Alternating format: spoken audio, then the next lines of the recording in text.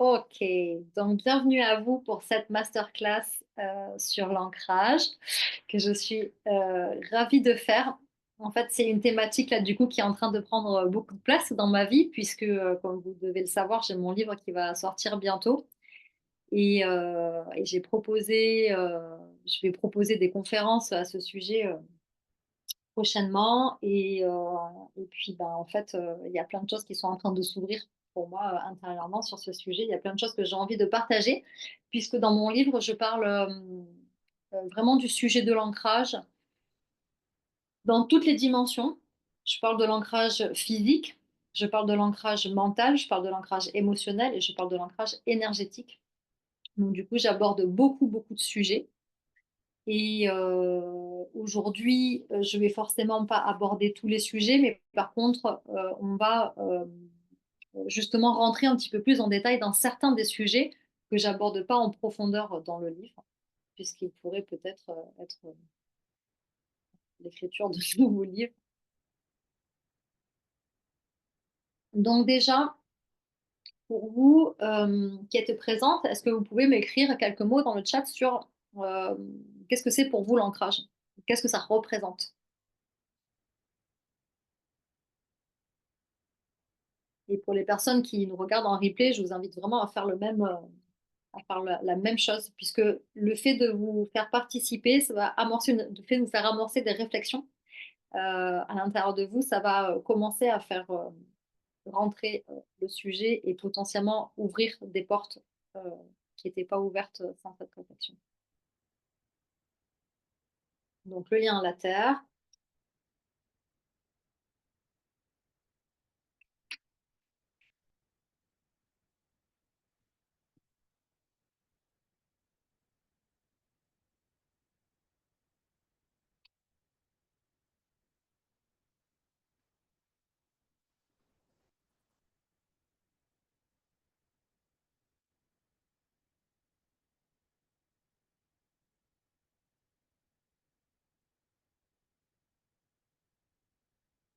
la sensation du bas du corps, la présence. Yes. Euh, Sensation physique de se sentir connecté et stable.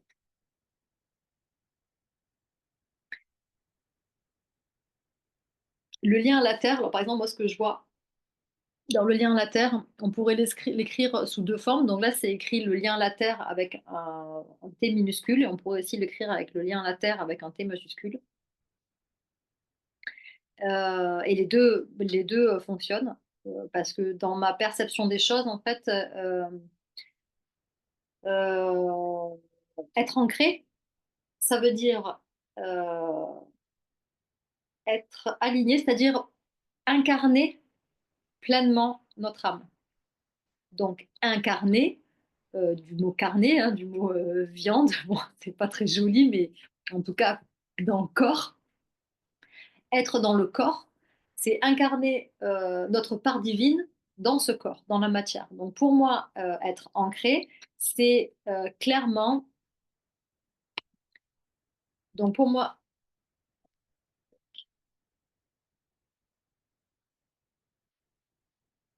donc être ancré, c'est pour moi clairement euh, faire rejoindre cette part divine en nous et la mettre en lien avec ce corps dans cette présence et dans cette vie-là.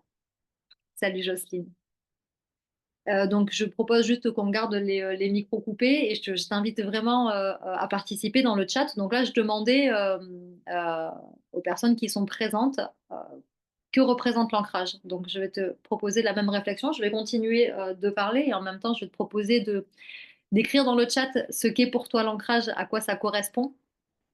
Et je vais apporter au fur et à mesure des informations qui sont les miennes, qui sont à prendre vraiment avec discernement et prenez ce qui résonne en vous, hein, puisque je rappelle qu'on est des êtres libres, dotés de libre arbitre et qu'on a le choix, toujours. Et ça, c'est vraiment important. Je n'ai pas la science infuse, même si je pourrais avoir des fois des, si, en fait, je pense que gamine, on m'appelait, je voulais tout le temps être la chef, je voulais tout le temps tout gérer. J'aurais pu, je pense, être un gourou, manipulateur. Peut-être que je l'ai été dans une autre vie, mais je crois que c'est fini ça quand même. Cependant, voilà, j'ai vraiment envie maintenant de vous partager en fait, ce cheminement, le cheminement, spirituel, on peut l'appeler spirituel ou en tout cas de développement de moi-même qui continue encore et encore. Donc l'ancrage pour moi, ça va être, je vais justement incarner cette part spirituelle en moi. C'est-à-dire que la spiritualité, elle n'est pas extérieure à nous, elle est inhérente, elle fait partie de nous. Donc dans ma croyance, on est un être, on est une âme incarnée et cette âme, c'est notre lien au spirituel. Elle est spirituelle de base, d'accord? Donc, elle va voyager dans le temps, elle va de temps en temps s'incarner, venir dans la matière, et puis en plus, quand on va mourir, quand le corps va mourir, l'âme va partir dans les autres dimensions et continuer son chemin, et ainsi de suite, revenir, etc. Donc, cette âme qui fait son chemin, elle est spirituelle. On incarne de base la spiritualité et toutes les dimensions supérieures. Et quand on vient s'incarner sur Terre, donc là je vais beaucoup plus loin que ce que j'expose dans mon livre, hein, ok? C'est pour ça que j'aime bien parler et que j'aime bien ce genre de moment. Donc quand notre âme s'incarne dans le corps, elle va expérimenter les dimensions dites inférieures, d'accord? Il n'y a pas de hiérarchie hein, là-dedans, c'est juste qu'on est dans les premières dimensions, c'est-à-dire les dimensions vraiment de base, un, 2 et 3 qui vont être vraiment en lien avec la matérialité. Donc la plupart des gens sont dans ces premières dimensions, c'est-à-dire métro, boulot, dodo. Je fais ma vie comme ça, je mange, je dors, j'ai peur, je suis dans mes blessures et puis je vois pas plus loin que ça. Ça, c'est être dans les premières dimensions. Après, il y a des personnes qui sont dans les premières dimensions et qui sont très bien. Je dresse un tableau un peu noir, mais on peut très bien être dans les premières dimensions et pas se connecter à notre part spirituelle et vivre une super vie incarnée. Enfin, il n'y a vraiment aucun souci pour ça. On n'est pas obligé d'être spirituel, d'être connecté à notre part spirituelle. Euh, je crois que être connecté à notre part spirituelle, ça amène une conscience un peu plus importante de nous-mêmes et surtout de la vie dans son ensemble, de la vie dans sa globalité. C'est-à-dire que quand on se connecte à cette part plus grande de nous-mêmes, celle qui est illimitée, celle qui n'a pas peur d'oser, ou en tout cas qui ose traverser ses peurs, qui ose aller au-delà de ses croyances et qui surtout ose être dans la vérité. Donc ça veut dire quoi être dans la vérité? Être ancré, pour moi, c'est être conscient. Et être conscient, ça veut dire que justement, je suis plus dans ces œillères-là. Je suis tout à fait aware. Et en fait, être aware, comme on dit, ça veut dire, à mon sens, voir toute la vie dans sa globalité, dans sa réalité. C'est-à-dire que je ne suis pas dans le mensonge. À l'opposé, on peut dire que ne pas être ancré, ça pourrait vouloir dire se mentir à soi-même, croire que l'on sait alors qu'en fait on ne sait pas. Ça veut dire se voiler la face, ou ça veut dire agir ou réagir face à nos illusions ou à nos voiles illusoires. Donc ça, on chemine avec ça, hein, on apprend toute la vie, hein. Je ne pense pas avoir la science infuse là-dessus. Par contre, je crois qu'au fur et à mesure que j'avance, j'arrive de plus en plus à voir mes comportements, à voir mes schémas, à voir d'où est-ce que j'agis ou je réagis. Est-ce que j'agis et je réagis depuis mon cœur ou est-ce que j'agis et je réagis depuis mes blessures ou depuis mes prismes d'être humain? Et je crois qu'en fait, on fait vraiment de son mieux. Et je pense que le plus beau cadeau qu'on puisse se faire, c'est justement cette conscience. Et pour moi, s'ancrer, c'est d'être conscient. Ça ne veut pas dire que du coup, dans notre vie d'humain, on n'a plus de tard, parce que sinon, ça veut dire qu'on est complètement éveillé. Et donc, si on est complètement éveillé, on n'est pas là, déjà, à parler de ça. Et puis donc probablement c'est notre dernière incarnation. Heu, je crois vraiment que l'idée c'est d'arriver à vraiment être dans la vérité à l'intérieur de soi. De se dire: «OK, j'agis, je réagis comme ça. Comment je fais de mon mieux, c'est OK. Comment est-ce que je peux, est-ce que j'ai envie de changer ça? Et si j'ai envie de le changer, comment est-ce que je peux le changer? Qu'est-ce que je peux faire?» hem, pour être, la meilleure partie de moi-même. Hem, je fais de mon mieux. Voilà, c'est ça.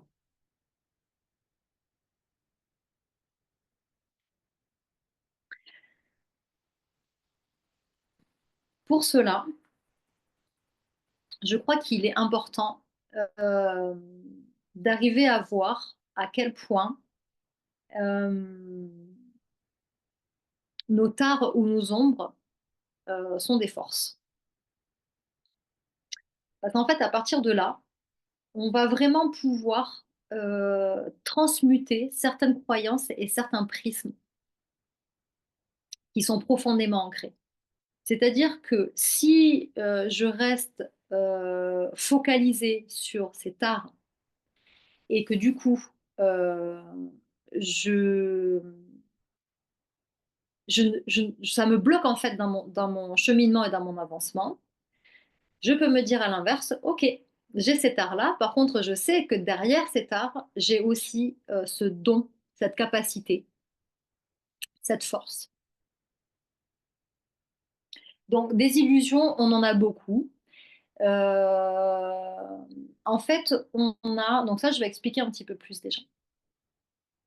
En fait, les illusions qu'on va avoir dans notre vie, ce qui nous empêche de voir la vérité, ce qui nous empêche d'être vraiment, ça va être, notre bagage émotionnel, en fait. Notre bagage émotionnel, ça va être, en général, nos blessures. Ça vous parle, les blessures? Les petits sourires. Mmh. Donc oui, vas-y, hésite pas à écrire. Vous pouvez écrire pendant que je parle, s'il y a des choses qui vous viennent, n'hésitez pas à à partager parce que, bah, du coup, ça crée, ça peut c'est ce que je disais donc tout à l'heure à Claire quand on a commencé. Oui, c'est ça les 6 blessures. C'est que, les 5 blessures, c'est que, on groupe en général, des fois, on fait passer, des zones des choses qui résonnent, à chaque fois, d'une personne à une autre. Donc en fait, ces blessures, elles vont juste nous faire, agir et réagir depuis un prisme de défense. Donc c'est les premières personnes qui vont nous faire créer nos blessures, en général, ça va être nos parents. C'est pour ça qu'il y a Ramdas. Donc Ramdas, je crois qu'il y a un hindou qui s'appelle Ramdas qui est connu de je sais plus quel siècle. Moi, je parle d'un Ramdas, c'est pas son nom de naissance, mais qui était du siècle dernier. Un Américain ou un Anglais? Je sais plus. Une personne vraiment très intéressante, un homme vraiment très, très intéressant. Hem et Ramdas, il disait, «Si tu penses que tu es éveillé, retourne un peu chez tes parents». Et en fait, c'est vraiment ça parce que nos parents vont créer des blessures, donc ça, c'est normal, je veux dire, c'est des contrats, de naissance qu'on a signés avec eux avant de naître, en fait, hein. C'est vraiment fait pour ça et ça, de le savoir aussi, ça peut nous permettre de relativiser dans certaines relations. Donc des fois, discuter avec quelqu'un ce week-end au salon là, qui a une relation vraiment très particulière et très dure avec sa mère, ça ne veut pas dire qu'on doit être en lien avec, nos parents si vraiment c'est très, très dur, très compliqué profondément. Mais par contre, ça veut dire qu'on peut vraiment prendre conscience de quelque chose de plus grand. Et donc en fait, ça va avec, ce que je disais tout à l'heure, qu'on est des êtres divins, on est des êtres illimités, d'accord? On vient faire l'expérience de s'incarner sur cette terre dans un corps qui est limité, mais en fait, ce corps ne nous empêche pas d'être illimité, au contraire. Donc ça, c'est notre perception aussi qu'on a juste besoin de changer et le lien à nos parents, c'est pareil. C'est-à-dire que même si nos parents nous créent des blessures, donc tu vois, là, la trahison, par exemple, tu parles, c'est pareil, c'est une blessure que je connais beaucoup. Hem, pour autant, ces blessures, elles sont ce sont des créations mentales. Ce sont des créations de notre mental parce que quand on était enfant, on n'avait pas les clés. On n'avait pas les clés pour comprendre ce qui se passait, pour comprendre ce qui se jouait. Et donc, on est arrivé avec ces blessures qui nous ont profondément touchés. Mais des fois, c'est des petites choses à la con. Je veux dire, on n'est pas obligé d'avoir fait l'expérience de choses vraiment graves, mais juste des petites choses vont créer ces blessures, vont ouvrir ces blessures. C'est comme ça, c'est le jeu Ma Pauvre Lucette. On vient s'incarner, on vient faire cette expérience, voilà. Et en fait, euh, l'idée, c'est de voir vraiment ça comme euh, quand on grandit, en fait, c'est vraiment se prendre soi-même par la main. Se prendre soi-même par la main et regarder nos comportements par rapport à ces blessures et changer ça petit à petit. Dire, ah bah tiens, ouais, ça vient titiller ma blessure. Ok, qu'est-ce que j'en fais? Si je suis en conscience et que je suis sur ce chemin de pacification des blessures, euh, je me laisse de moins en moins alpaguer, en fait, pas ça. Je ne rentre plus dans ce jeu-là. Je ne rentre plus dans le jeu de ce comportement, de ces comportements face à ces blessures qui sont donc une réponse face à un traumatisme. Donc ça, c'est une création mentale quand j'étais enfant parce que je n'avais pas les clés. C'est normal. Et même si, quand bien même, même si vous avez conscience de tout ça et que vous l'apprenez à vos enfants, vous verrez peut-être, je suppose, hein, mais je suppose que vous verrez quand même vos enfants évoluer et traverser différentes blessures pendant leur construction intérieure, enfance, adolescence, etc. Donc vous pouvez apporter de la conscience vous-même dans votre vie, le transmettre à vos enfants. Pour autant, ben, on traverse quand même un peu de tout ça. Donc après, ce qu'on peut apprendre, c'est vraiment à les voir déjà et à le reconnaître. Donc, euh, ce qu'on va apprendre au fur et à mesure en s'ancrant donc dans notre vie, ça va être ben, de nous écouter et de nous faire confiance. Et donc là, on revient à notre essence divine, on revient à se connecter à notre être véritable. Et bah, lui, il sait. Lui, il sait et il nous guide en fait. Il nous guide depuis toujours. C'est juste que comme on a tous ces prismes, ces illusions, ces mensonges, etc., ben, du coup, ça crée des barrages, ça crée des voiles qui font qu'on a du mal à voir. Donc l'idée, c'est on ouvre en fait. On ouvre tout ça et donc on devient tout simplement consciente.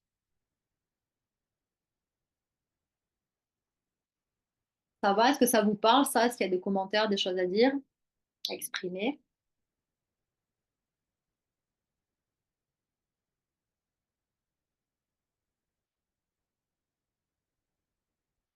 Donc, on va avoir, c'est vrai que je voulais parler de ça. On va faire un petit exercice avant. Je vais vous proposer, je vais mettre un peu de musique. Je vais vous proposer déjà de vous asseoir confortablement, juste d'ouvrir la poitrine, de prendre 3 profondes respirations. Inspire par le nez et expire tranquillement par la bouche. Prenez tout votre temps pour expirer. On va le faire 3 fois. Inspire par le nez et tout doucement expire par la bouche. Prends le temps de venir te centrer, te recentrer à l'intérieur de toi.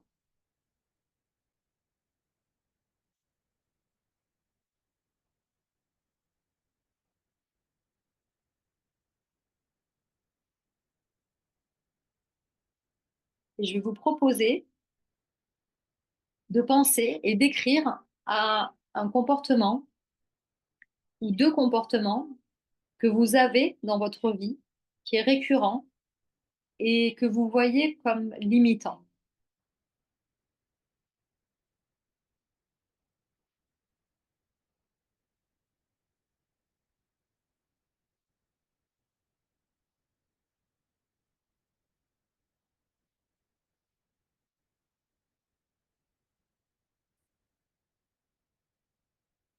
Ça peut être des réactions que vous pouvez avoir, ça peut être des manières de répondre, des manières d'être.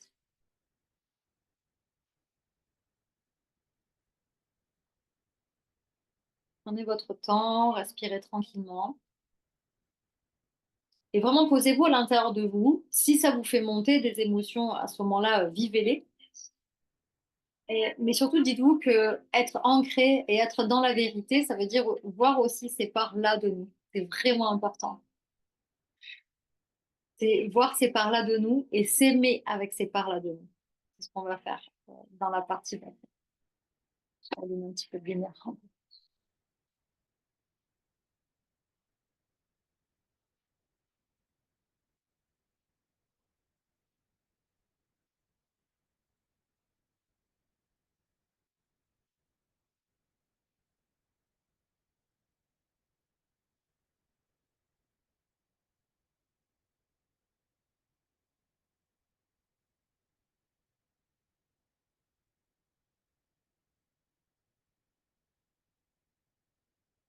La musique que je mets là en ce moment, vous l'entendez d'ailleurs? Super. Elle s'appelle Clara Sofia sur YouTube. Je l'ai découverte il n'y a pas longtemps. Elle est juste magique.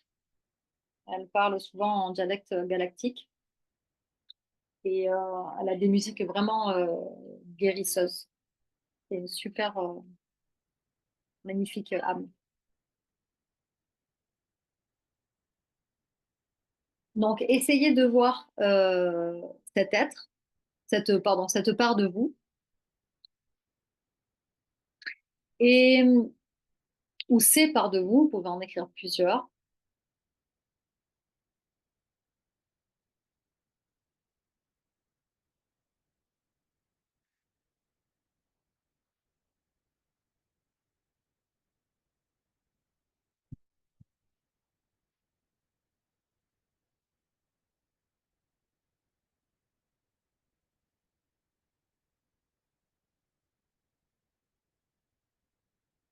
Et essayez de sentir toutes les fois où vous avez été ça, essayez de sentir contre quoi vous étiez en train de vous protéger.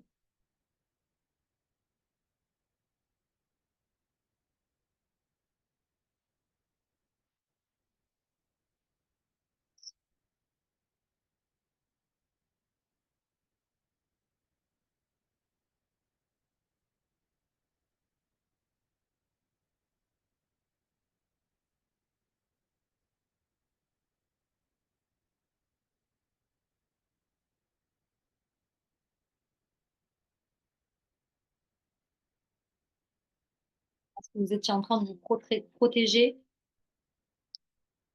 d'une éventuelle attaque, en tout cas de quelque chose que vous pourriez penser comme une attaque, même si ce n'était pas forcément le cas. Vous étiez en train de vous protéger, je sais pas, ça vous appartient après. C'est à vous de sentir.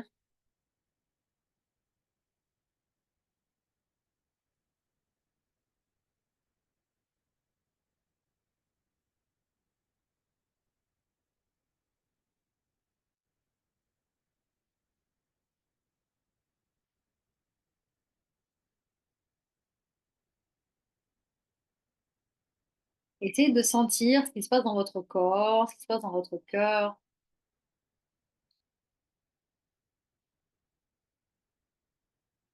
Et essayez de sentir en quoi ce comportement ou ces comportements sont des forces.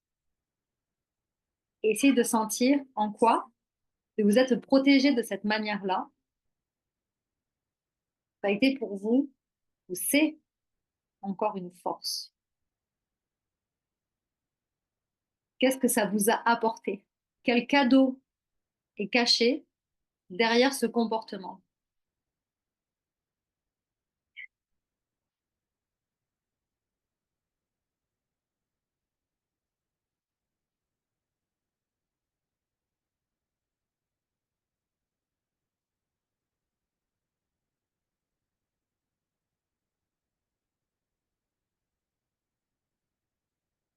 Pour reprendre une respiration ou deux, si besoin.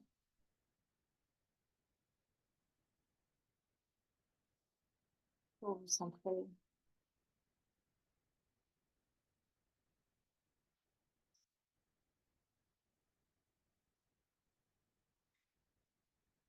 Je proposais, du coup, Sandrine, qui vient d'arriver, de se connecter à une part de nous qui est un peu dure pour nous dans nos comportements, peut-être des actions ou des réactions qu'on a tendance à avoir pour se protéger, qui sont un peu difficiles parfois, qu'on a du mal à accepter. Et du coup, de voir ça et de voir en quoi on est en train de se protéger, du coup, en réagissant comme ça, en agissant comme ça. Donc, la troisième partie, c'est de voir en quoi c'est une force. Est-ce que vous avez les trois étapes, du coup? Est-ce que vous avez la part qui vous plaît pas trop? Est-ce que vous arrivez à voir en quoi c'est une protection? Et est-ce que vous arrivez à voir en quoi c'est une force?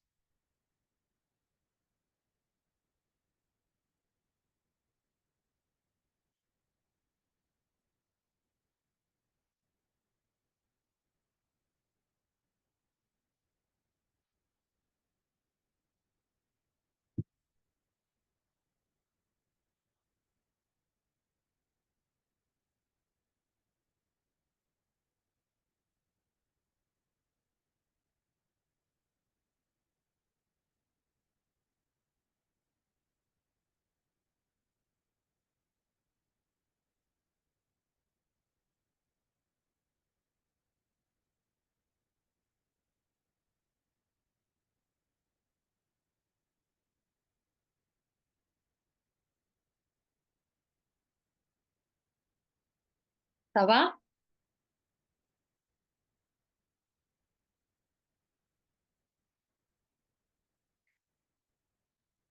Est-ce que ça va? Wouh!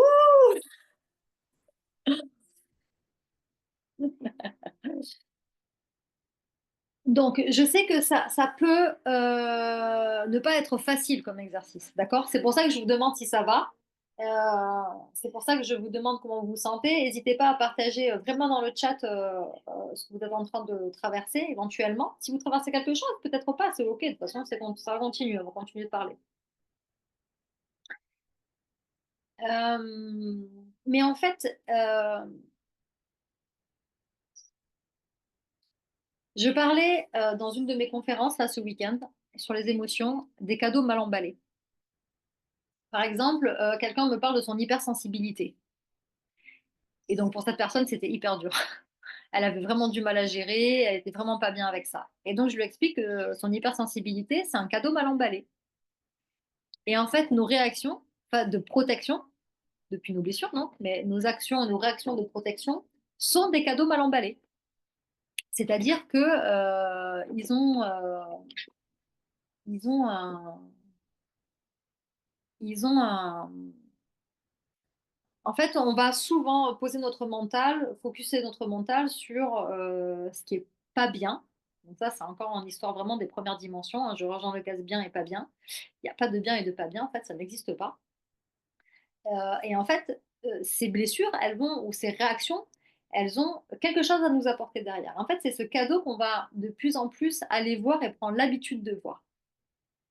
C'est-à-dire qu'en général, ce que vont nous apprendre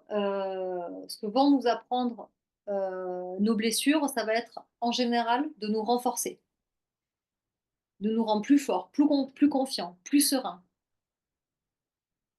C'est-à-dire que quand on va arrêter de se protéger, on va pouvoir être nous-mêmes et donc être authentique et donc être dans la vérité et donc être ancré.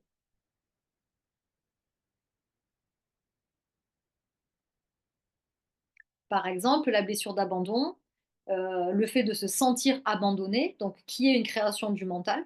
Hein. Ah, toutes les blessures, c'est des créations du mental. Hein. On n'a jamais été abandonné, mais on l'a senti comme ça, on l'a vécu comme ça. Donc, c'est OK. Et en fait, ce que va nous apprendre toutes nos expériences, c'est pour ça que c'était très juste ce que tu disais tout à l'heure, la trahison, c'est ce que j'expérimente le plus souvent. Donc, c'est vraiment ça, on expérimente des choses. La vie nous envoie des expériences pour qu'on puisse avancer et transcender.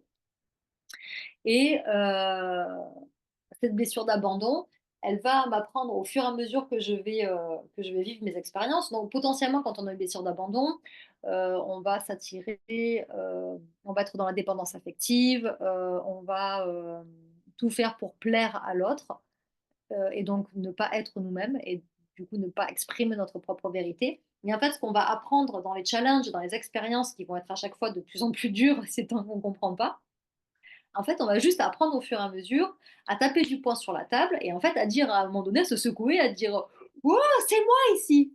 Et en fait, à l'intérieur de nous, c'est comme s'il y avait vraiment notre petit moi intérieur qui est derrière le cœur. Moi, je le voyais vachement comme ça en voyage chamanique. En fait, je le voyais derrière des barres de prison qui étaient là, qui essayaient de crier comme ça, qui essayaient de dire: «Mais je suis là!» Et en fait, nos expériences face à nos blessures, ça va être vraiment ça, c'est qu'au fur et à mesure, on va les vivre, les vivre, les vivre jusqu'au jour où on en est plein le cul, vraiment, et qu'on se dise: «Mais oh, mais en fait, je mérite mieux que ça, quoi». Mais bien sûr que tu mérites mieux que ça. Et en fait, il fallait qu'on le voie, il fallait qu'on le sente. Donc du coup, on va expérimenter tout ça pour se renforcer, en fait, intérieurement. C'est pour ça que c'est vachement bien d'être conscient. C'est pour ça que c'est vachement bien de vivre sa vie en conscience de tout ça, même si des fois c'est pas simple, parce qu'en fait, on se rend compte que des cadeaux dans la vie, il y en a partout, en fait. On en vit tout le temps des cadeaux, sans cesse. Et donc, on va apprendre, à s'aimer soi-même et du coup à être nous-mêmes envers les autres. La blessure de trahison, on va, hem, la blessure de trahison, c'est quoi déjà? On va prendre notre posture, de leader. On va prendre notre place. En fait, plutôt que de se sentir trahi, ce qui est faux, en fait, on va juste garder notre alignement et on va continuer à avancer vers notre but. Donc on va prendre notre posture de leader. Souvent, c'est des comédiens, des trucs comme ça, les blessures de trahison. J'étais vachement forte au théâtre, soit dit en passant. Donc c'est pour ça que c'est intéressant de voir que, à chaque fois, il y a des cadeaux derrière et c'est pour ça que c'est intéressant de voir toutes les faces. Donc ça fait partie c'est une partie de l'ancrage, par exemple. Là, on a parlé vachement enfin, j'ai parlé vachement des blessures. Oui, au fur et à mesure qu'on a des expériences dites négatives, on se renforce et on est plus serein malgré les coups durs et en plus, ça aide à avancer. Exactement. Donc en fait, l'idée, c'est le top du top, c'est d'arriver à voir, toutes les expériences comme des cadeaux. C'est d'arriver à avancer, à traverser et du coup, à plus se laisser happer et à changer nos comportements. Ça, c'est vraiment important parce que s'il y a pas changement, en fait, on va toujours reproduire les mêmes trucs.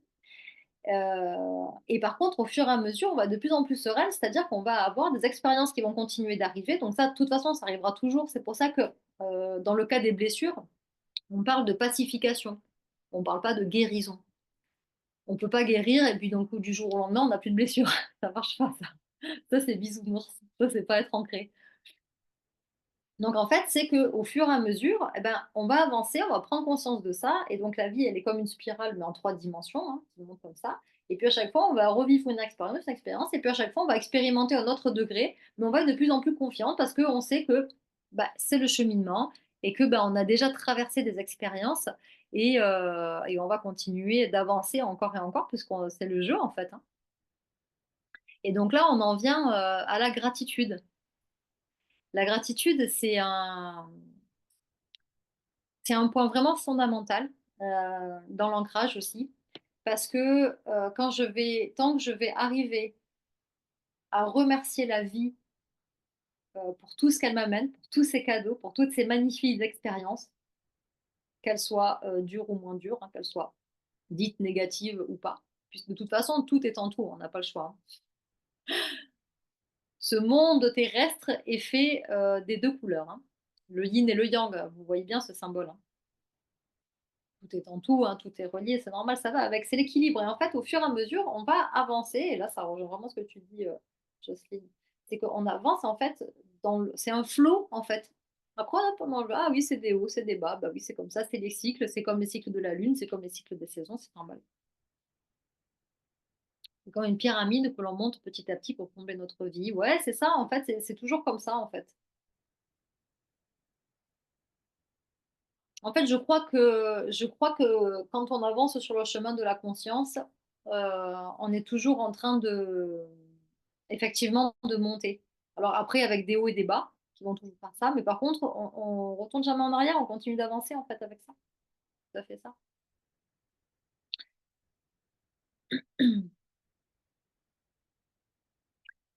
Je vais vous proposer maintenant, donc on va à nouveau faire notre exercice de respiration. Je vais un peu pratiquer, comme ça j'essaie de vous faire ressentir, c'est ça qui m'intéresse. Je vais remettre ma chère Clara Sofia. Je vais vous inviter à reprendre à nouveau des respirations comme tout à l'heure, à vous aligner, à vous centrer en vous après, que vous soyez en tailleur ou que vous ayez le pied au sol. Inspire par le nez et prends tout ton temps pour respirer.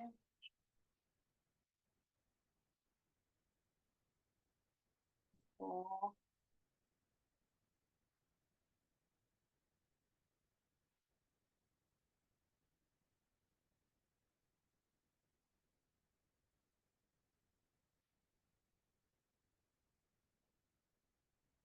Une dernière fois.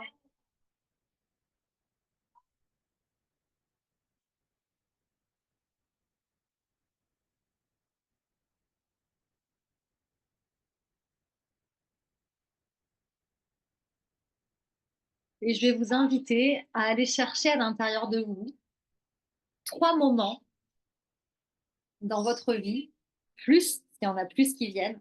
Et ce que je vais vraiment vous inviter à faire, c'est d'aller ressentir en profondeur ces moments-là. Vous allez vous reconnecter à 3 moments. Vous prenez le temps de les choisir et puis de vous connecter à chacun de ces moments pour lesquels vous êtes en gratitude. Des moments de fierté, des moments où vous êtes dépassé,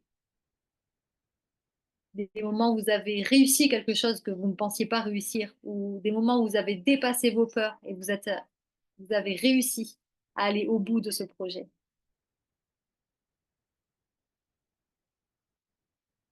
Prenez le temps, vous pouvez continuer de respirer, vous pouvez bien sûr écrire si ça vous parle.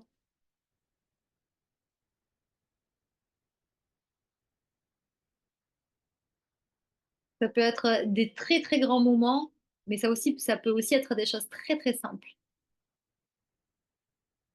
Essayez de sentir cette notion de gratitude à l'intérieur de vous.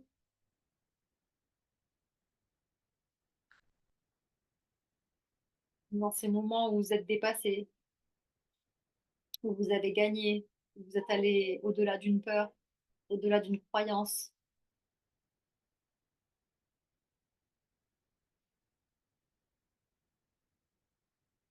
où vous avez osé passer un cap.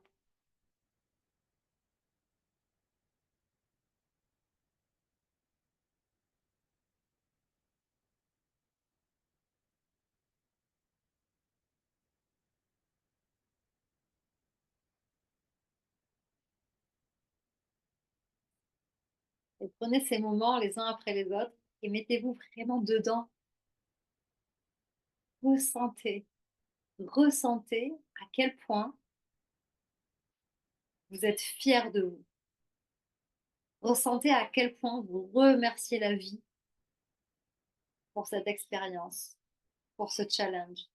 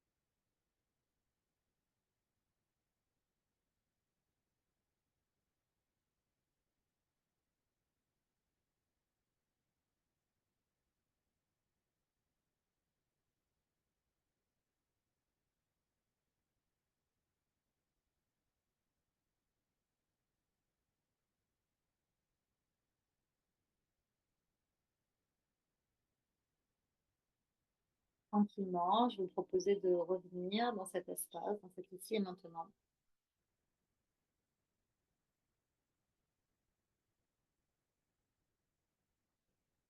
Pareil, pour reprendre quelques respirations, vous pouvez bouger un peu le corps.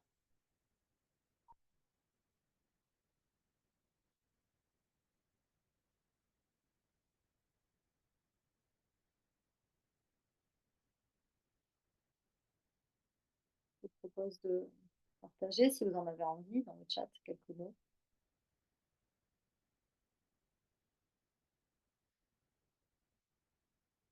sur ce que vous ressentez.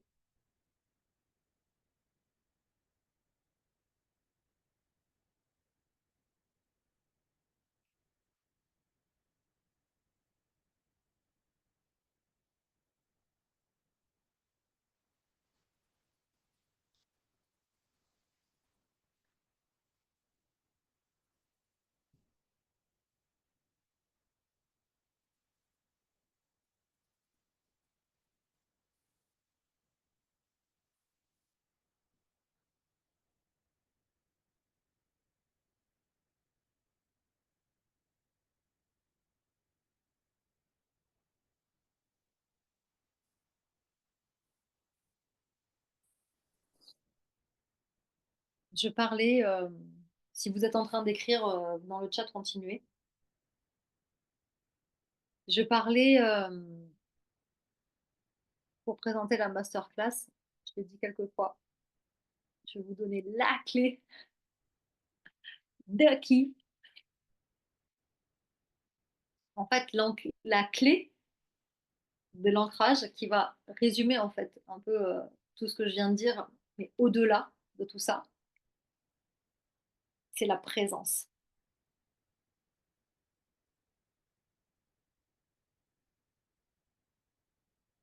Sensation physique et émotionnelle de grande paix intérieure, l'idée de recevoir ces moments forts de ma vie. Et aussi une forme d'excitation et de joie. Super. Avec le temps, j'ai eu conscience du pardon et du partage. Magnifique. En me protégeant des émotions négatives. Hmm. En te protégeant des émotions négatives des autres ou des tiennes.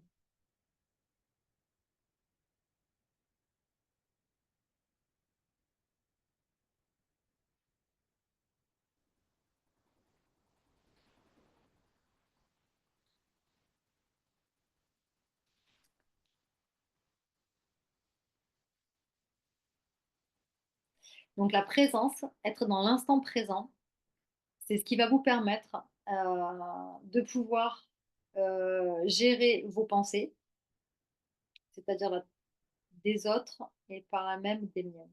Ok. Donc je vais faire une petite parenthèse pour répondre à ça au sujet des émotions. Toutes les émotions, donc là je pourrais refaire une masterclass, d'ailleurs là-dessus c'est une bonne idée. Super, merci Jocelyne. Prochaine masterclass, je vais parler des émotions. On voit que j'ai fait une conférence hein, le week-end dernier sur les émotions, hein, parce que c'est un sujet à part entière. Hein. Les émotions, il y a toujours des émotions, des positives ou des négatives. En tout cas, toutes les émotions sont importantes. Euh, qui peuvent nous détruire, c'est vrai. Bon, je vais faire une masterclass sur les émotions. Allez, c'est parti. J'avais peur de me faire un peu chier ces prochaines semaines. Merci à vous. Euh, donc, je vais rester sur l'histoire de cette clé. La clé de l'instant présent. Donc, vous devez connaître, il y a un livre de Eckhart Tolle là-dessus qui est très intéressant. C'est vraiment un sujet en part entière, hein, ça c'est certain. Et en fait, arriver à être en présence, arriver à être à chaque fois, ah ben voilà, on est accompagné de nos animaux, hein. Eux, ils sont vraiment magiques. Arriver à être en présence, ça veut dire qu'à chaque fois, je vais rester alignée, je vais rester centrée et donc je vais rester ancrée, peu importe les tempêtes. Je parle dans mon livre, forcément, je donne l'exemple d'un arbre quand on est ancré. Donc, un arbre qui est pleinement enraciné, qui est pleinement planté dans la terre. Ici, en plus, là, en ce moment, je suis dans le sud de la France. Il y a le Mistral, qu'on appelle. C'est un vent peut vous dire qu'on appelle le vent à décorner les bœufs. Ouais, bah, des fois, tu t'envoles. Là, je suis un petit peu écartée de la vallée du Rhône, donc ça souffle pas autant, mais je suis quand même, au bord de la mer. Là, j'étais, au bout de la jetée, ce matin. Je suis pas allée au bord quand même, parce qu'en fait, le vent, il souffle. Donc en fait, l'arbre, il est ancré, il est aligné. Quand il y a le mistral, le vent, il souffle. L'arbre, il est planté comme ça. Ok, ça bouge comme ça. Bon, oui, il y en a certains qui vont se déraciner, mais globalement, tous les arbres ne tombent pas parce que c'est le Mistral, d'accord? Donc, hop, il bouge un peu comme ça, mais en fait, il est toujours planté, il est toujours ancré, il est toujours enraciné là. Et c'est pareil dans la vie. Et pour moi, être dans la présence, c'est ce qui va nous permettre de ne pas nous faire dépasser par nos émotions, de ne pas nous faire dépasser par les émotions des autres, de ne pas nous faire dépasser par nos réactions, de ne pas nous faire dépasser par la négativité, de ne pas nous faire dépasser par notre ego. Plus on va voir tous ces prismes, toutes ces choses-là, et plus on va arriver à être ancré, centré et aligné, et après à le rester. L'exercice de respiration que je veux faire, il est tout simple. Cette histoire d'inspire par le nez, expire par la bouche en prenant ton temps. Il y a d'autres techniques de respiration, je ne vais pas vous faire faire aujourd'hui. Euh, mais ça peut être vraiment un exercice à faire. Ça peut vous aider à être dans la présence. C'est-à-dire que vous vivez une émotion, il y a une émotion qui arrive et qui vous traverse. Vous pouvez faire cette respiration. Il se passe une situation, vous venez de recevoir un email, un truc, n'importe quoi. Faites cette respiration. Apprenez. La méditation est très importante pour gérer tout ça. Exactement. Exactement. En fait, plus vous allez apprendre à être en présence, donc par le biais des méditations ou des respirations, comment être dans l'instant présent et de se projeter pour nos projets dans le futur. Very interesting. L'un n'empêche pas l'autre. L'un n'empêche pas l'autre et même au contraire, je dirais que d'être dans la présence, ça va nous permettre de créer des projets encore plus ancrés, centrés et alignés. Parce que si je ne suis pas en présence, ça veut dire que je suis dans le mental, que je suis dans l'ego. Et les projets créés par le mental et créés par l'ego, ce sont des projets qui vont pas spécialement être centrés et alignés avec notre cœur. Donc là, c'est encore un sujet que j'aborde aussi dans le livre, c'est l'ego versus le cœur. C'est-à-dire que dans la vie, notre cœur est au service de notre ego, est au service de notre mental est au service de notre cœur. On va dans ce sens-là. Notre ego est au service de notre cœur. C'est-à-dire que notre cœur, c'est le lien à notre âme. Donc notre âme, elle le sait, ce qu'elle veut. Et quand on arrive à être en présence, donc dans l'instant présent, on est connecté à notre âme. On apprend à se connecter à notre âme. C'est ça qu'il faut essayer d'avoir en arrière-plan en fait, quand on fait tout ça. On ne fait pas tout ça pour juste être dans l'instant présent. On fait tout ça pour être en lien avec notre âme. Notre âme, on se connecte à notre âme quand on est dans le silence. J'en parle aussi dans mon livre de ça. Le mental, lui, c'est du blabla. Lui, il envoie des infos, des infos, des infos, des infos. Ça, pareil, je l'ai écrit dans mon livre, mais je ne me rappelle plus. Je crois que c'est 6000 et quelques pensées par jour. Enfin, c'est 30 pensées par minute, ou je ne sais plus. Je me rappelle plus. Mais j'ai écrit un truc vrai, hein, issu d'un article scientifique. Je ne l'ai pas inventé. C'est juste que je ne me rappelle plus parce que je m'en fous un peu. C'est pas important en fait. C'est un détail pour moi. Euh, donc, en fait, le mental, on ne va pas l'arrêter, l'empêcher de penser. Ça, c'est OK. C'est normal. Ça, c'est important d'être OK avec ça aussi. Et c'est ce qu'on apprend d'ailleurs en méditation. En méditation, on en prend à laisser filer les pensées. C'est-à-dire qu'elles arrivent, elles viennent, je ne m'accroche pas dessus. On parle aussi d'ailleurs ça dans le livre, je parle de plein de choses. Euh, mes pensées arrivent, je sais pas, par exemple, je suis en train de méditer et là, bim, j'ai une vision Je prends le même exemple que dans le livre, de la robinetterie. Il y a une robinetterie qui fuit. Bon, en dehors du côté chamanique où je vais te proposer d'aller, parler avec l'eau,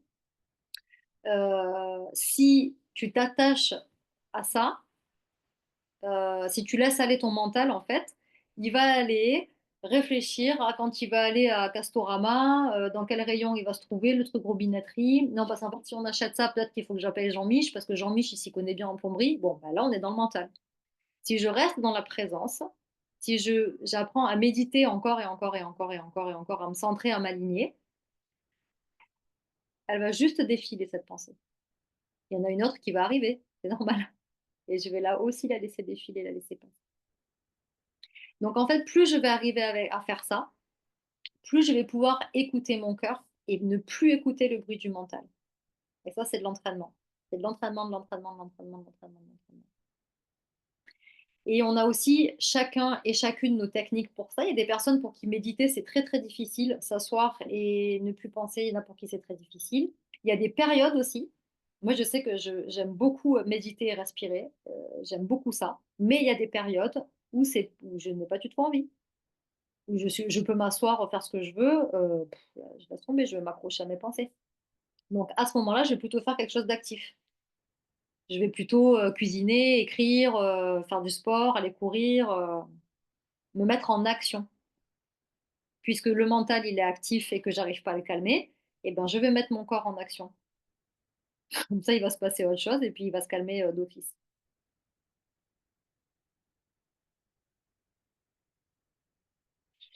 Être toujours à l'intérieur de nous peut nous renforcer ou s'ancrer, nous aide à se protéger sans qu'on soit acteur dans le vouloir. Mmh. Oui, en fait, c'est ça. Quand on est à l'intérieur, quand on est ancré, donc, on est dans l'être, on n'est plus dans le faire. Exactement. C'est ça hein, que tu voulais dire. Hein. Mm. Exactement. Et c'est ça, en fait, être ancré. C'est être avec un grand E, avec un E majuscule. Et c'est plus faire. Et c'est pour ça que quand on arrive à être dans l'instant présent, à se centrer, à s'aligner, euh, on est avec un E, donc pas N-E-Z ni N-A-I-T, on est N apostrophe. Et donc là, comme on est avec un grand E, puisqu'on est centré à notre âme, donc à notre être supérieur, à notre être divin, à notre être qui fait, là, on peut voir des futurs projets arriver. Et souvent, les projets qui viennent de l'âme, d'ailleurs, ça c'est quelque chose que j'ai vraiment envie de dire puisque on en parle là aujourd'hui, c'est des projets qui souvent, ouais, quand ils viennent du cœur, c'est des projets qui souvent on est là. Putain, mais comment je vais réaliser ça? Et souvent, c'est des projets qui font peur. Ça, c'est des projets qui viennent du cœur. Les projets qui viennent du mental, c'est des projets qui sont limités. Le mental, il est limité. Il est limité parce qu'il connaît, parce qu'il a expérimenté. L'âme, elle est limitée. Elle traverse le temps et l'espace, l'âme. Elle n'a aucune limite dans la matière. Donc, quand on a un projet qui vient du mental, qui vient du cœur, généralement, c'est un peu, ça peut, pas tout le temps, mais ça peut être un peu vertigineux. Ça peut être un peu, ouf, comment je vais faire ça? Et en fait, c'est tout notre processus pour réaliser ce rêve-là, qu'il se réalise ou qu'il ne se réalise pas, en fait, on s'en fout. Ça s'appelle le détachement. Et quand on est en présence, on est détaché du résultat. On s'en fout du résultat. Par contre, le cheminement, tout ce qu'on aura expérimenté en chemin pour aller dans cette direction, en tout cas, ça va être des cadeaux. Parce que ça veut dire que le côté vertigineux qu'on aura senti au départ, des peurs, des angoisses, des oh là là, mais comment je vais faire, etc. Le fait d'aller vers là, on va transcender ça. On va transcender ces peurs. Donc, on va passer à une étape supérieure du soi. On va se connecter un peu plus à ce soi avec un S majuscule. On va plus être dans le petit soi qui fait, mais on va être dans le grand soi qui est. Et pour moi, nos rêves ultimes, nos rêves intérieurs, nos rêves profonds, nos grands rêves, ceux qui sont connectés au cœur, ils sont là, d'après moi, pour nous transcender, pour nous faire transcender, pour nous faire évoluer, pour faire évoluer le petit moi, pour qu'il se connecte un petit peu plus au grand moi. La peur nous aide, mais il ne faut pas qu'elle prenne le dessus sur notre cœur. Exactement. C'est vraiment prendre la peur par la main et lui dire: «Allez, viens, on y va, ça va bien se passer, t'inquiète». Et petit à petit, une fois qu'on a, l'idée, le projet, là, bien sûr, notre mental, donc comme je disais tout à l'heure, quand je me suis trompée d'ailleurs, il va se mettre au service de notre cœur. Donc c'est lui qui va élaborer le plan. Si mon idée du cœur qui vient, c'est, de voyager en voilier et que je suis là: «Mais comment je vais faire?» Et alors là, il va se mettre un peu en branle. J'ai jamais fait de voilier, je sais pas faire de bateau, j'ai peur, dernière fois que j'étais en bateau, j'ai eu le mal de mer, blablabla. Donc ça, c'est le mental. Une fois qu'on a compris ça, bon, on le laisse faire. Mon Dieu, «C'est bon, tu as fini?» Et par contre, une fois qu'on sait qu'on va se diriger vers ça, c'est quand même lui qui va nous permettre de le réaliser. On va se dire: «OK, première étape, ben, je vais peut-être aller voir une école de voile, je vais aller voir si je peux faire un peu de bateau, tiens, je vais me mettre sur des groupes Facebook, de mecs qui font de la voile, tiens, je vais partir à la journée, à la demi-journée, peut-être je peux parler à un pote qui en fait et on va partir, faire une balade, ensemble, tiens, je vais me renseigner sur les transatlantiques, si jamais le projet, c'est vraiment d'aller très loin, de faire des gros voyages, je vais me renseigner et puis on y va par étape. On va petit à petit, hem, élaborer un plan étape par étape avec l'aide de ce mental. Mais du coup, comme le mental, il est au service du cœur, ça devient fluide. Il y a plus de, c'est pour ça qu'on dit souvent que, quand on fait un travail de cœur, un travail vraiment avec son cœur, avec amour, on compte pas les heures en fait, puisqu'on se nourrit, de ça. Alors ça n'empêche pas, qu'il peut y avoir, des burn-out parce qu'on a un peu abusé et ça, c'est l'histoire des rythmes aussi, hein. Il faut quand même écouter nos rythmes intérieurs. Il faut pour ma part qu'il y ait un équilibre entre les émotions, la pensée et les actions. L'équilibre, il est important partout, ça c'est certain. Pour la voile, j'ai sauté dans un bateau après un burn-out. Ah bah tiens, excellent. En plus, je parle de burn-out et de bateau. Excellent. Ouais. Mmh.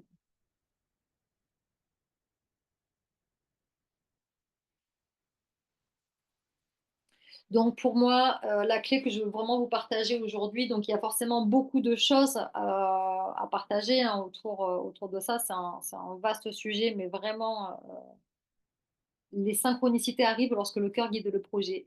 Putain, mais c'est un truc de ouf, c'est clair. C'est vrai, hein?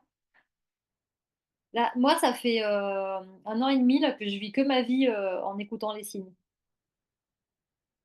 Super, bravo, vous êtes sauvés du pire. Et en fait, c'est que ça, c'est que si c'est aligné, en fait, je de plus en plus, j'ai la conviction que: «OK, je suis sur le bon chemin là, envoyez-moi des signes. OK, c'est bon, j'ai des signes, il y a des synchronicités. OK, c'est bon, ça avance, c'est bon, je suis au bon endroit». Ça veut pas dire que des fois, il faut se sortir un peu les doigts. C'est pas toujours ultra fluide. Des fois, il faut poser un peu des jalons, des fois, il faut y mettre un peu du sien quand même. Mais mais si ça s'ouvre pas, bah, ça s'ouvre pas, c'est pas grave, c'est que c'est pas ça et du coup, ça nous permet de réaligner pour revenir dans l'axe et effectivement après des synchronicités et des fois, il faut juste patienter. Il faut continuer encore et encore et encore et patienter et puis des fois, il y a des choses qu'on veut profondément dans notre vie et ça s'ouvre pas encore, mais c'est parce qu'on est en train de l'univers nous prépare à ça. C'est pour ça que je n'avais jamais mis les pieds sur un voilier avant et maintenant j'ai fait même une transat aux Açores. Bah ouais, génial. Ça, c'est un de mes grands je prends pas cet exemple par hasard, moi, c'est quelque chose que j'ai très, très envie de faire et et ouais, voilà. Ça va avec cette clé? Ça va avec tout ça? Comment vous vous sentez? Vous êtes chaude? Vous êtes motivée?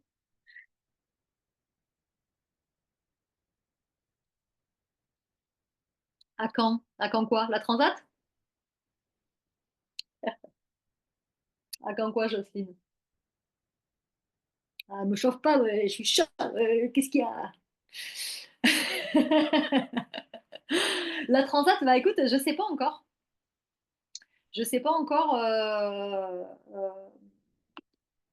c'est là, c'est de plus en plus présent. C'est là, je sais pas. Pour l'instant, ma vie, elle est quand même bien, bien, bien remplie. J'ai plein de voyages en vue, j'ai plein de choses en vue, je ça viendra quand ce sera le moment, je suis pas inquiète.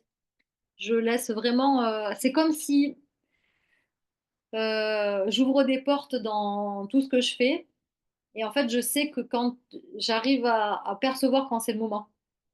Quand il y a quelque chose qui dit: «Allez hop, là maintenant c'est ça», comme, l'Égypte, comme, Malte, comme, tout ça en fait au fur et à mesure, comme, là les conférences que je fais, comme le livre que j'ai écrit, comme tout ça en fait et tu allez hop, tape, ça s'aligne, ça vient, ça vient, ça vient, hop, ça c'est au fur et à mesure. Donc des fois, il y a des choses pour lesquelles il faut effectivement, c'est pour ça que je trouve que c'est hyper intéressant que tu dises ça, Jocelyne, à Caen, c'est que des fois effectivement, il faut poser des dates. Ça c'est sûr. Quand j'ai décidé, d'avoir une vie nomade, à un moment, j'ai posé une date.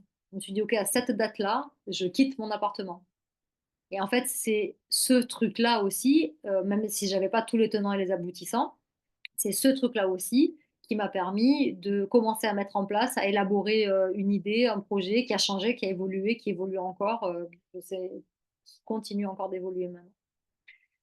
Mais par contre, il est clair qu'à un moment, il faut poser des limites, en fait, effectivement, des dates et des trucs comme ça. Là, pour l'instant, par exemple, pour ça, j'ai tellement de choses prévues que, j'en mets pas. Et par contre, à un moment, peut-être que j'en mettrai une effectivement. Pour me dire: «Bon là, j'ai quand même envie de ça, je vais me prendre 2 3 mois et puis je vais me pencher sur ce sujet-là».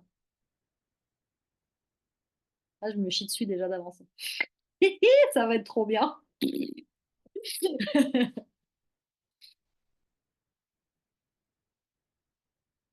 Donc ça, c'est pour ça que je vous incite, quand le cœur et l'envie devient plus fort, on pose une date. Ouais, c'est ça en fait.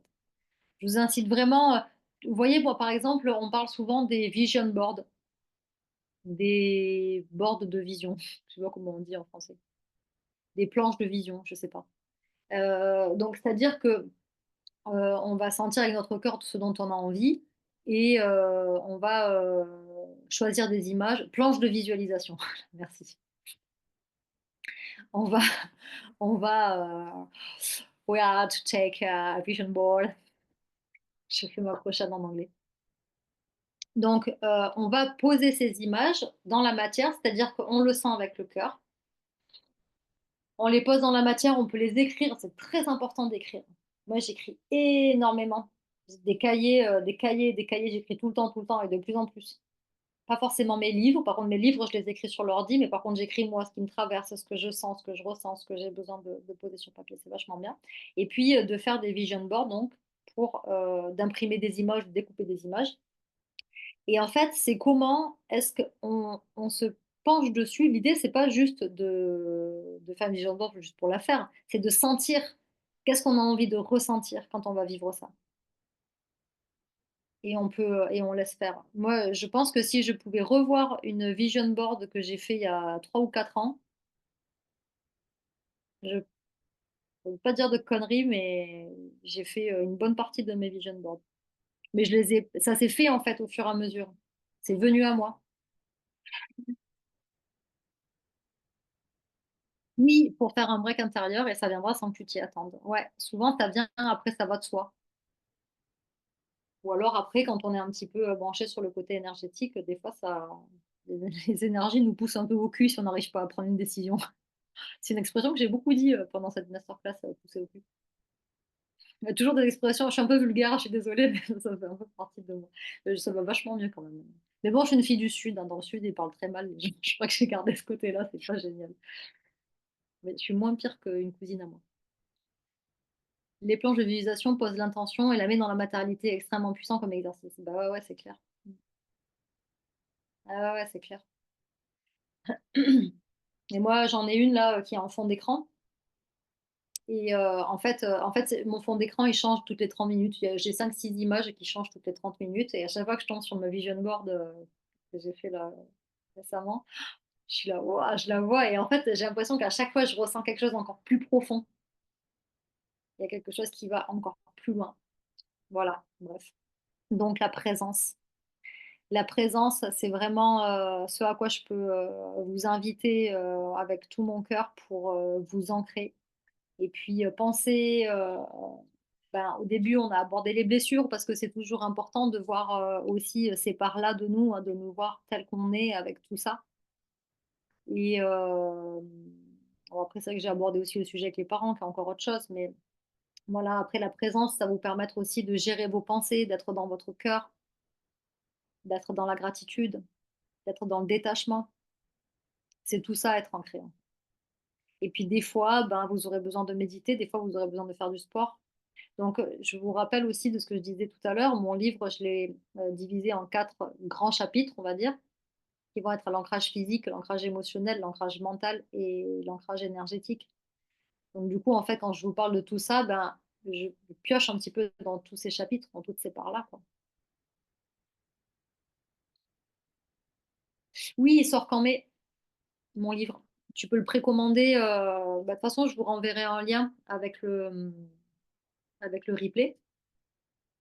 Et vous pouvez le précommander. Donc, la précommande, c'est aux éditions du Souffle d'Or. Ça va vous amener directement sur le site du Souffle d'Or. Et après, si vous voulez une dédicace, par exemple, moi j'ai une de mes élèves de yoga qui m'a dit: ah bah, moi je veux te l'acheter, par contre, je veux une dédicace, hein. T'es mignonne, mais tu me l'envoies pas comme ça par Amazon, quoi.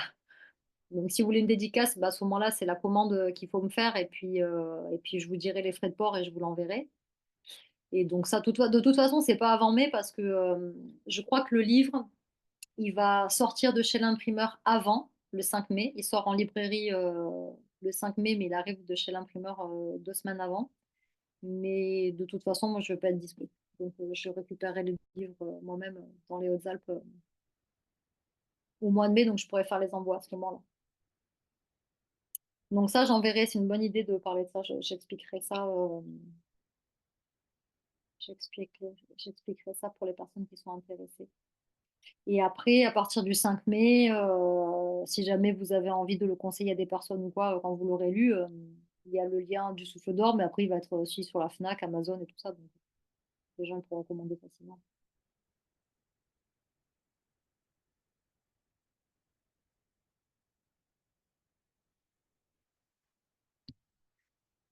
Ça va avec ça? Comment vous vous sentez? Comment est-ce que vous vous sentez là, à la fin de cette masterclass par rapport au début? Est-ce que vous aviez des attentes? Est-ce que vous en aviez pas? Est-ce que vous avez des choses que vous avez compris? Est-ce que vous avez des questionnements encore? Bien, super. Mais la couverture est très belle. Ah, merci. Ouais. Ah, j'ai trop envie de la voir et de vous le montrer comme ça. Ça me tente de l'avoir entre les mains, c'est chouette. Ça, écrire un livre, franchement, c'est un parcours vraiment transmutant. Je vous rappelle, j'en parle aussi dedans, hein, mais je rappelle que j'ai écrit ce livre pendant toute ma phase. J'ai commencé à l'écrire. En fait, j'ai vu Yves de la maison d'édition. On s'est mis d'accord pour écrire ce livre, ça devait être en février. Et je crois qu'en avril, j'ai pris la décision de quitter mon appartement, que j'allais quitter ensuite au mois d'août. Donc, et que j'ai fini de l'écrire cet automne, donc plus d'un an après. Donc, il a été écrit, j'ai écrit un livre sur l'ancrage au moment où je rentrais dans ma vie nomade. Je peux vous dire que je suis allée en profondeur dans mon expérience intérieure, en fait. Donc, un livre, c'est vraiment transformateur, hein. Si vous avez envie d'écrire un livre, je peux vous dire que ça va à la fois vous permettre de vous dépasser et à la fois vous faire travailler profondément. Je vous invite à le faire. Si vous avez cette envie ou cette idée-là, en tout cas, je vous encourage fortement à le faire. Vous m'en doutez.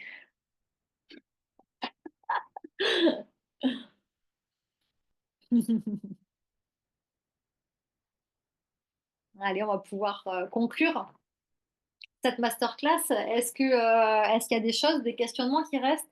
Ça fait du chemin. J'ai la dalle. Alors, bon appétit, chère cousine.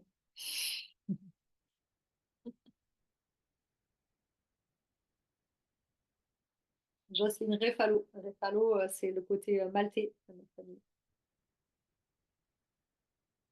On s'est retrouvés grâce au test ADN. C'est ça, hein, truc de fou.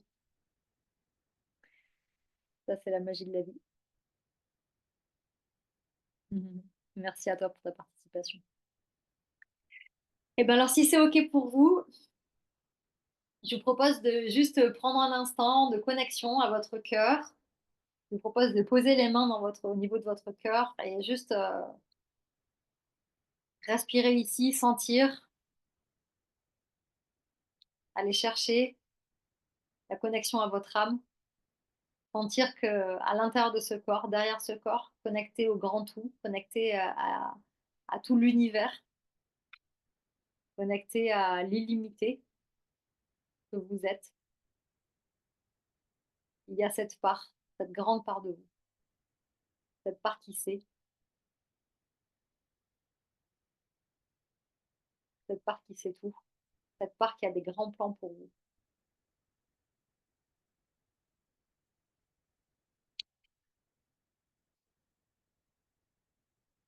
Cette part qui a des grands plans, des grands projets pour vous. Et grand, ça dépend, c'est vraiment en lien à chacun et chacune. Chacun a sa vision de la grandeur. Il n'y a pas de petits plans, il n'y a pas de petits projets, il n'y a pas de petites idées.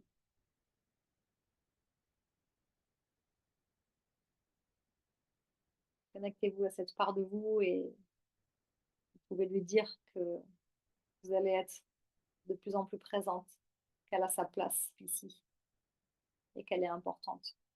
Vous pouvez la laisser s'exprimer par le moyen qui est le plus juste. Vous pouvez aussi lui demander qu'elle vous envoie encore des idées, des rêves, des envies, des choses qu'elle a envie de réaliser et qu'elle vous les envoie, peut-être à travers des rêves, à travers des idées, à travers des envies.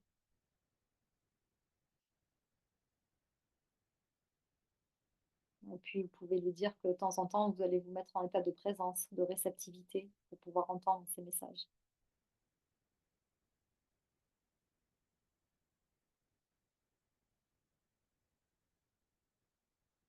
Et ne sous-estimez chacune des petites idées que vous allez avoir, que ce soit d'aller au bord de la mer, que ce soit de faire une peinture, que ce soit peu importe.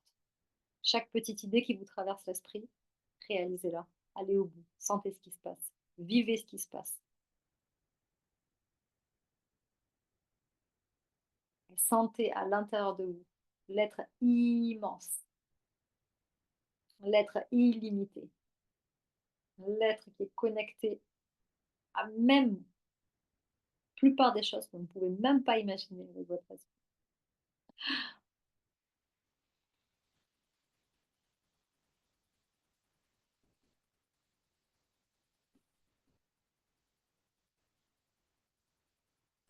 Ok, tranquillement, vous allez vous remercier pour votre participation à cette masterclass. Vous allez revenir en présence ici, en incarnant cette part grandiose que vous avez.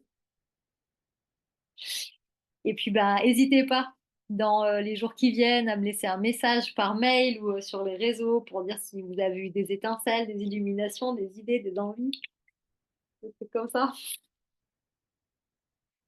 Et je vous remercie pour votre confiance, pour votre participation. Et je vous dis à bientôt. S'il y a encore des choses à exprimer, faites-le là encore dans le chat. Et puis on va clôturer. Et je vais proposer une prochaine masterclass sur les émotions. Une bonne idée ça.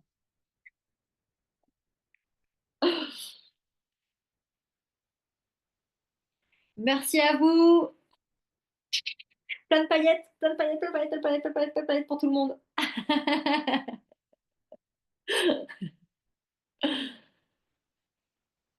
Merci encore et belle soirée. Du love et de la paillette.